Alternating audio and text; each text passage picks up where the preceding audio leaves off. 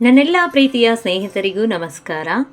ಸ್ನೇಹಿತರೆ, ಮಾರ್ಗಶಿರ ಮಾಸದಲ್ಲಿ ವಿಶೇಷವಾಗಿ ಮಾಡುವಂತಹ ಗುರುವಾರ ಲಕ್ಷ್ಮೀ ವ್ರತಕ್ಕೆ ಸಂಬಂಧಿಸಿದಂತೆ ಪೂಜಾ ವಿಧಾನ ಮತ್ತು ಪ್ರಥಮ ಅಧ್ಯಾಯದ ಬಗ್ಗೆ ಈಗಾಗಲೇ ಕಳೆದ ಬಾರಿ ಹಳೆಯ ವಿಡಿಯೋದಲ್ಲಿ ಹಂಚಿಕೊಂಡಿದ್ದೇನೆ. ಇಂದಿನ ದಿನ ನಾನು ನಿಮಗೆ 2ನೇ ಅಧ್ಯಾಯದ ಬಗ್ಗೆ ತಿಳಿಸಿಕೊಡುತ್ತಿದ್ದೇನೆ.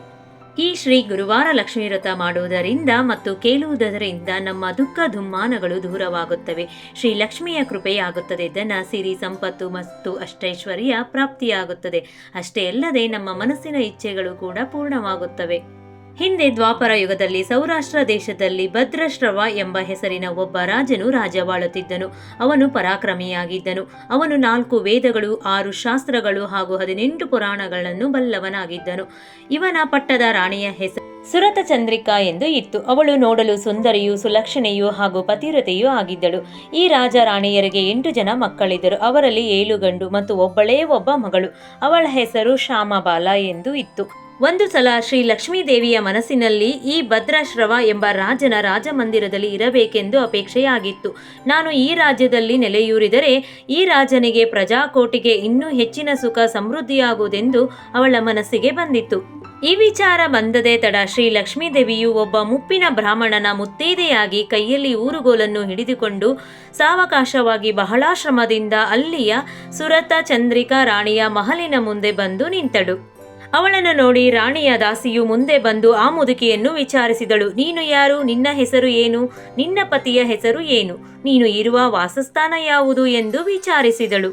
ಆಗ ಆ ರುದ್ರ ರೂಪವನ್ನು ತೊಟ್ಟ ಶ್ರೀ ಲಕ್ಷ್ಮೀ ದೇವಿಯು ಉತ್ತರಿಸಿದಳು. ನನ್ನ ಹೆಸರು ಕಮಲ, ನನ್ನ ಪತಿಯ ಹೆಸರು ಭುವನೇಶ, ನಮ್ಮ ವಾಸಸ್ಥಾನ ದ್ವಾರಕ ಎಂದು ಹೇಳಿದಳು. ಆ ನಂತರ ದಾಸಿಯು, ಈಗ ನೀವು ಇಲ್ಲಿಗೆ ಬಂದ ಕಾರಣವೇನೆಂದು ವಿಚಾರಿಸಲು, ಅದೊಂದು ದೊಡ್ಡ ಕತೆ, ಅದನ್ನು ಹೇಳಲೆಂದೇ ಇಲ್ಲಿಗೆ ಬಂದಿದ್ದೇನೆ ಎಂದು ಹೇಳಲು ಪ್ರಾರಂಭಿಸಿದಳು. ನಿಮ್ಮ ರಾಣಿಯು ಪೂರ್ವ ಜನ್ಮದಲ್ಲಿ ಒಬ್ಬ ವೈಶ್ಯನ ಪತ್ನಿಯಾಗಿದ್ದಳು. ಅವನು ಬಹಳ ಬಡವನಾಗಿದ್ದನು. ಇದರಿಂದಾಗಿ ಅವನ ಮನೆಯಲ್ಲಿ ಪತಿ ಪತ್ನಿಯರ ನಡುವೆ ಪ್ರತಿನಿತ್ಯ ಜಗಳ ಆಗುತ್ತಲೇ ಇತ್ತು. ದಿನಾಲು ಹೆಂಡತಿಯನ್ನು ಹೊಡೆದು ಬಡೆದು ಮಾಡುತ್ತಿದ್ದನು. ಈ ತ್ರಾಸದಿಂದಾಗಿ ಅವಳು ಬಹಳ ಬೇಸತ್ತಳು. ಕಡೆಗೆ ಒಂದು ದಿನ ಮನೆ ಬಿಟ್ಟು ಹೊರಟು ಅಡವಿಯಲ್ಲಿ ಉಪವಾಸದಿಂದ ತತ್ತರಿಸುತ್ತಾ ತಿರುಗುತ್ತಿದ್ದಳು. ಅವಳ ಈ ಸ್ಥಿತಿಯನ್ನು ಕಂಡು ನನಗೆ, ಅಂದರೆ ಲಕ್ಷ್ಮೀದೇವಿಗೆ, ಅವಳ ಮೇಲೆ ಅನುಕಂಪ ಉಂಟಾಯಿತು. ಧನ ಸಂಪತ್ತು ಕೊಡುವಂತಹ ಲಕ್ಷ್ಮೀದೇವಿ ವ್ರತವನ್ನು ಮಾಡಲು ತಿಳಿಸಿ ಹೇಳಿದೆ. ನನ್ನ ಉಪದೇಶದಂತೆ ಅವಳು ಶ್ರೀ ಗುರುವಾರ ಲಕ್ಷ್ಮೀ ವ್ರತ ಮಾಡಿದಳು. ಇದರಿಂದ ಲಕ್ಷ್ಮೀದೇವಿಯು ಪ್ರಸನ್ನಳಾದಳು. ಹೀಗಾಗಿ ಅವಳ ದಾರಿದ್ರ್ಯ ನಾಶವಾಯಿತು, ಅಷ್ಟೈಶ್ವರ್ಯ ಪ್ರಾಪ್ತವಾಯಿತು. ಹೀಗೆ ಸುಖ ಸಂತೋಷದಲ್ಲಿ ಕಾಲ ಕಳೆದು ನಿಧನ ಹೊಂದಿದರು. ಲಕ್ಷ್ಮೀ ವ್ರತ ಮಾಡಿದರಿಂದ ಅವರು ಲಕ್ಷ್ಮೀ ಲೋಕದಲ್ಲಿ ವೈಭವದಿಂದ ಉಳಿದರು. ಅವರು ಎಷ್ಟು ವರ್ಷ ಲಕ್ಷ್ಮೀ ವ್ರತ ಮಾಡಿದರು ಅಷ್ಟು 1000 ವರ್ಷ ಸುಖೋಪಯೋಗ ಪ್ರಾಪ್ತವಾಯಿತು. ಈಗಲೂ ಸಹಿತ ರಾಜಮನೆತನದಲ್ಲಿ ಹುಟ್ಟುವ ಭಾಗ್ಯ ಸಿಕ್ಕಿದೆ.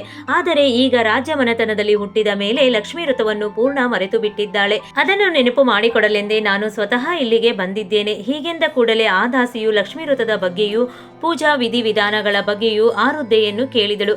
ಆ ವೃದ್ಧೆ ರೂಪಧಾರಿ ಲಕ್ಷ್ಮಿಯು ಲಕ್ಷ್ಮೀ ವ್ರತದ ವಿಧಿವಿಧಾನಗಳನ್ನೆಲ್ಲ, ಅದರ ಮಹತ್ವವನ್ನು ಕೂಡ ತಿಳಿಸಿ ಹೇಳಿದಳು. ಇದನ್ನು ಕೇಳಿದ ದಾಸಿಯು ಅವಳ ಉಪಕಾರವನ್ನು ನೆನೆಸುತ್ತಾ ಅವಳಿಂದ ನಿರೂಪವನ್ನು ಹೊಂದಿ ಈ ವಿಷಯವನ್ನು ರಾಣಿಗೆ ತಿಳಿಸುವ ಸಲುವಾಗಿ ಆ ರಾಣಿಯು ಅಂತಃಪುರಕ್ಕೆ ಹೋದಳು. ಆದರೆ ರಾಜ ವೈಭವದಿಂದ ಗರ್ವದಿಂದ ಮೆರೆಯುತ್ತಿದ್ದಂತಹ ಸುರತ ಚಂದ್ರಿಕಾ ರಾಣಿ ಆ ದಾಸಿ ಬಂದು ಹೇಳಿದ ಯಾವುದೇ ಮಾತುಗಳು ಅವಳ ಬೀಳಲಿಲ್ಲ. ಆ ವೃದ್ಧ ಸ್ತ್ರೀಯೇ ಸಾಕ್ಷಾತ್ ಶ್ರೀ ಲಕ್ಷ್ಮೀ ರೂಪವೆಂದು ಆ ದಾಸಿಯು ಹೇಳಿದರೂ ಕೂಡ ರಾಣಿಯು ನಿರ್ವಿಕಾರ ಭಾವದಿಂದ ಇದ್ದಳು. ಇದರಿಂದಾಗಿ ಲಕ್ಷ್ಮೀದೇವಿಗೆ ಕೋಪ ಬಂದಿತು. ರಾಣಿಯು ಈ ಉದ್ದಟ ವರ್ತನೆಯಿಂದಾಗಿ ಲಕ್ಷ್ಮಿಯು ರಾಜ್ಯವನ್ನೇ ಬಿಟ್ಟು ತನ್ನ ಸ್ವಸ್ಥಾನಕ್ಕೆ ಹೋಗಬೇಕೆಂದು ನಿಶ್ಚಯಿಸಿ ಹೊರಟಳು. ಮುಂದೆ ಅವಳಿಗೆ ಶ್ಯಾಮಬಾಲನ ಭೇಟಿಯಾಯಿತು. ಆ ರಾಜಕುಮಾರಿಗೆ ಅಂತಃಪುರದಲ್ಲಿ ನಡೆದ ಎಲ್ಲಾ ವಿಷಯಗಳು ತಿಳಿದ ತಕ್ಷಣ ಅವಳು ವೃದ್ಧ ರೂಪದ ಲಕ್ಷ್ಮಿಯ ಹತ್ತಿರ ಬಂದು ಅವಳ ಕಾಲಿಗೆ ಎರಗಿ ಕ್ಷಮೆಯನ್ನು ಯಾಚಿಸಿದರು. ಆಗ ಲಕ್ಷ್ಮೀದೇವಿಗೆ ಆ ರಾಜಕುಮಾರಿ ಮೇಲೆ ದಯೆ ಬಂದಿತು. ಶ್ಯಾಮಬಾಲಳಿಗೆ ಲಕ್ಷ್ಮೀ ವ್ರತ ಮಾಡುವ ವಿಧಿವಿಧಾನಗಳನ್ನು ತಿಳಿಸಿ ಹೇಳಿದಳು. ಲಕ್ಷ್ಮೀದೇವಿ ಹೇಳಿದಂತೆ ವ್ರತವನ್ನು ಆಚರಿಸಿದಳು. ಆ ದಿನವು ಮಾರ್ಗಶಿರ ಮಾಸದ 1ನೇ ಗುರುವಾರ ಆಗಿತ್ತು. ಶ್ಯಾಮಬಾಲಳು ಭಕ್ತಿ ಭಾವದಿಂದ ಮಾಡಿದ ಈ ವ್ರತದ ಫಲವಾಗಿ ಮುಂದೆ ಅವಳಿಗೆ ಸಿದ್ದೇಶ್ವರ ಎಂಬ ಹೆಸರಿನ ರಾಜನ ಮಗನಾದ ಮಾಲಾಧರ ಎಂಬ ರಾಜಕುಮಾರನೊಂದಿಗೆ ಶ್ಯಾಮಬಾಲಳ ಲಗ್ನ ಆಯಿತು. ಅವಳಿಗೆ ಸಕಲ ಸಂಪತ್ತು ಲಭಿಸಿತು ಹಾಗೂ ತನ್ನ ಪತಿಯೊಂದಿಗೆ ವೈಭವದಿಂದ ಇರುತ್ತಿದ್ದಳು. ಇತ್ತ ಕಡೆ ಲಕ್ಷ್ಮೀ ದೇವಿಯ ಕೋಪದಿಂದಾಗಿ ಭದ್ರಶ್ರವ ರಾಜ ಮತ್ತು ರಾಣಿ ಸುರತ ಚಂದ್ರಿಕಾ ಇವರು ತಮ್ಮ ರಾಜ್ಯವನ್ನು ಕಳೆದುಕೊಂಡರು. ಸಕಲ ಐಶ್ವರ್ಯವು ನಾಶವಾಗಿದ್ದರಿಂದ ತಿನ್ನಲು ಅನ್ನ ಕೂಡ ಸಿಗದಂತಾಯಿತು. ಒಂದು ದಿವಸ ಸುರತ ಚಂದ್ರಿಕಾ ರಾಣಿಯು ತನ್ನ ಪತಿಗೆ ಹೀಗೆ ಅಂದಳು, ನಮ್ಮ ಅಳಿಯನು ಐಶ್ವರ್ಯವಂತನಾದ ರಾಜನಿರುವನು. ಅವನ ಹತ್ತಿರ ನೀವು ಹೋಗಿ ನಮ್ಮ ಈ ದೀನಾವಸ್ಥೆಯನ್ನು ಹೇಳಿರಿ. ಅದನ್ನು ಕೇಳಿ ಅವರು ನಮಗೆ ಏನಾದರೂ ಸಹಾಯ ಮಾಡಬಹುದು ಎಂದು ಅಂದಳು. ತನ್ನ ಹೆಂಡತಿಯ ಮಾತಿನಂತೆ ಭದ್ರಶ್ರವ ರಾಜನು ತನ್ನ ಅಳಿಯನ ರಾಜ್ಯಕ್ಕೆ ಹೊರಟನು. ಆ ರಾಜ್ಯದ ಹತ್ತಿರ ಇರುವ ಒಂದು ಕೆರೆಯ ಬಳಿ ವಿಶ್ರಾಂತಿಗೋಸ್ಕರ ಕುಳಿತನು. ಅದೇ ಸಮಯಕ್ಕೆ ನೀರಿಗಾಗಿ ಶ್ಯಾಮಬಾಲಳ ದಾಸಿಯು ಆ ಕಡೆಗೆ ಬಂದಳು. ಅಲ್ಲಿ ಕುಳಿತಿರುವ ಆ ಭದ್ರಶ್ರವನನ್ನು ನೋಡಿ, ನೀವು ಯಾರು, ನೀವು ಎಲ್ಲಿಂದ ಬಂದಿರುವಿರಿ ಎಂದು ವಿಚಾರಿಸಿದಳು. ಆಗ ಅವನು ತನ್ನ ಸಂಪೂರ್ಣ ವಿಷಯ ತಿಳಿಸಿದನು. ಯಾವಾಗ ತಮ್ಮ ಒಡತಿಯ ತಂದೆ ಬಂದಿದ್ದಾರೆ ಎಂದು ತಿಳಿಯಿತು, ಆ ತಕ್ಷಣವೇ ಓಡುತ್ತಾ ಶ್ಯಾಮಬಾಲಳ ಅಂತಃಪುರಕ್ಕೆ ಬಂದು ತಮ್ಮ ತಂದೆಯವರು ಬಂದ ಸುದ್ದಿಯನ್ನು ಮುಟ್ಟಿಸಿದಳು. ಆಗ ಶ್ಯಾಮಬಾಲಳು ತನ್ನ ತಂದೆಯನ್ನು ತನ್ನ ಅರಮನೆಗೆ ಕರೆದುಕೊಂಡು ಬಂದಳು. ಅದರ ಪೂರ್ವಕವಾಗಿ ಸತ್ಕಾರವನ್ನು, ಊಟ ಉಪಚಾರವನ್ನು ಮಾಡಿದಳು. ಮುಂದೆ 4-6 ದಿನ ಬಿಟ್ಟು ತಮ್ಮ ಊರಿಗೆ ಹೊರಟು ನಿಂತಾಗ ಅವರಿಗೆ ದ್ರವ್ಯದಿಂದ ತುಂಬಿದ ಒಂದು ಪಾತ್ರೆಯನ್ನು ಕೊಟ್ಟಳು. ರಾಜನು ತನ್ನ ಮನೆಗೆ ಹಿಂತಿರುಗಿ ಬಂದು ಗಂಟನ್ನು ಬಿಚ್ಚಿ ನೋಡಿದಾಗ ಪಾತ್ರೆಯಲ್ಲಿ ಬರೀ ಇದ್ದಿಲು ತುಂಬಿಕೊಂಡಿತ್ತು. ಇದನ್ನು ಕಂಡು ದುಃಖ ತಡೆಯಲಾರದೆ ರಾಜನು ಅತ್ತು ಬಿಟ್ಟನು. ಪತಿಯ ಅಳುವನ್ನು ಕಂಡು ಸುರತ ಚಂದ್ರಿಕೆಗೆ ತಡೆಯಲು ಅಸಾಧ್ಯವಾದ ಸಿಟ್ಟು ಬಂದು ಮತ್ತು ಖೇದವೂ ಆಯಿತು. ಆ ಸಿಟ್ಟಿನಲ್ಲಿಯೇ ರಾಣಿಯು ತಾನೇ ಸ್ವತಃ ಮಗಳ ಮನೆಗೆ ಹೊರಟು ಬಂದಳು. ಆದರೆ ಆ ದಿನ ಮಾರ್ಗಶಿರ ಮಾಸದ ಪ್ರಥಮ ಗುರುವಾರ ಲಕ್ಷ್ಮೀ ವ್ರತದ ಸಮಯವಾಗಿತ್ತು. ಶ್ಯಾಮಬಾಲೆಯು ಆನಂದದಿಂದ ಪೂಜೆಯನ್ನು ಮಾಡುತ್ತಿದ್ದಳು. ತಾಯಿಯನ್ನು ಆದರದಿಂದ ಬರಮಾಡಿಕೊಂಡು ಸತ್ಕರಿಸಿದಳು. ಲಕ್ಷ್ಮೀ ವ್ರತವನ್ನು ತಾನು ಮಾಡುವುದಲ್ಲದೆ ತನ್ನ ತಾಯಿಯ ಕೃಪೆಯಿಂದಲೂ ವ್ರತ ಮಾಡಿಸುವ ಆಸೆ ಅವಳಿಗೆ. ಆದರೆ ಸುರತ ಚಂದ್ರಿಕೆಗೆ ಇನ್ನೂ ಆ ವಿಷಯದಲ್ಲಿ ಅನಾದರ ಹಾಗೂ ಸಿಟ್ಟು ಇದ್ದಿತು. ಇದೇ ರೀತಿ 3 ಗುರುವಾರ ಕಳೆದವು. 4ನೆಯ ಗುರುವಾರ ಹೇಗೋ ಒತ್ತಾಯದಿಂದ ತಾಯಿಯ ಕೈಯಿಂದಲೂ ಲಕ್ಷ್ಮೀ ವ್ರತವನ್ನು ಮಾಡಿಸಿದಳು. ಈ ವ್ರತ ಮಾಡಿದ್ದರಿಂದ ಅದರ ಫಲವಾಗಿ ರಾಣಿಯು ಊರಿಗೆ ಹಿಂತಿರುಗಿ ಬಂದು ನೋಡಲಾಗಿ ಸಿರಿ ಸಂಪತ್ತು ತುಂಬಿಕೊಂಡಿತ್ತು.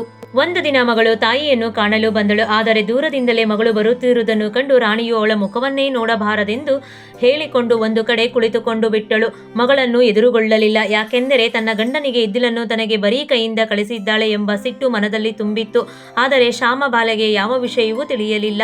ಮನೆಯೊಳಗೆ ಬಂದಳು. ಯಾರೂ ಅವಳನ್ನು ಆಧರಿಸಲಿಲ್ಲ, ಅಪಮಾನ ಮಾಡಿದರು. ಆದರೂ ಸಹ ಅವಳು ಯಾರಲ್ಲಿಯೂ ಏನೂ ಆಡದೆ ಕೈಯಲ್ಲಿ ಒಂದಿಷ್ಟು ಉಪ್ಪು ಎತ್ತಿಕೊಂಡು ಅರಮನೆಗೆ ನಡೆದಳು. ಬಂದ ತಕ್ಷಣ ಗಂಡ ಮಾಲಧರನು ಅವಳನ್ನು ಕೇಳಿದ, ಪ್ರಿಯೆ, ತವರಿಂದ ಏನು ತಂದೆ? ಅದಕ್ಕೆ ಶ್ಯಾಮಬಾಲೆಯು, ರಾಜ್ಯದ ಸಾರವನ್ನೇ ತಂದಿದ್ದೇನೆ, ಭೋಜನ ಕಾಲದಲ್ಲಿ ಅದನ್ನು ತೋರಿಸುತ್ತೇನೆ ಎಂದಳು. ಮಾಲಧರನು ಊಟಕ್ಕೆ ಕುಳಿತಾಗ ಅವನಿಗೆ ಐಶ್ವರ್ಯ ಕಾದಿತ್ತು. ಅಂದು ಉಪ್ಪಿಲ್ಲದ ಅಡುಗೆಯನ್ನು ಮಾಡಿಸಿದ್ದಳು. ಅವನಿಗೂ ಏನೂ ರುಚಿಸಲಿಲ್ಲ. ಆಗ ಶ್ಯಾಮಬಾಲೆಯು, ಇದುವೇ ರಾಜ್ಯ ಸಾರ ಎಂದು ಹೇಳುತ್ತಾ ಉಪ್ಪು ಬಡಿಸಿದಳು. ಆಗ ಊಟ ರುಚಿಕರವಾಗಿತ್ತು. ಉಂಡು ತೃಪ್ತಿಯಿಂದ ಮಾಲಧರನು ರಾಣಿಯನ್ನು ಹೊಗಳಿದ. ಇದು ಗುರುವಾರ ವ್ರತದ ಮಹಿಮೆ. ಅದನ್ನು ಮಾಡದ ನಾರಿ ಜನ್ಮಕ್ಕೂ ದರಿದ್ರಳಾಗುವಳು, ದುಃಖಿತಳಾಗುವಳು. ಈ ಕಥೆಯನ್ನು ಕೇಳಿದರೆ ಸಾಕು, ಎಲ್ಲ ಪಾಪಗಳು ಪರಿಹಾರವಾಗುತ್ತವೆ, ಲಕ್ಷ್ಮೀ ಲೋಕ ಪ್ರಾಪ್ತಿಯಾಗುತ್ತದೆ. ಇತಿ ಶ್ರೀ ಪದ್ಮಪುರಾಣದಲ್ಲಿ ಬ್ರಹ್ಮಖಂಡದಲ್ಲಿ ಸೂತ ಶೌನಕಾದಿ ಸಂವಾದದಲ್ಲಿ ಶ್ರೀ ಗುರುವಾರ ಲಕ್ಷ್ಮೀ ವ್ರತ ಸಂಪೂರ್ಣಂ. ಧನ್ಯವಾದಗಳು.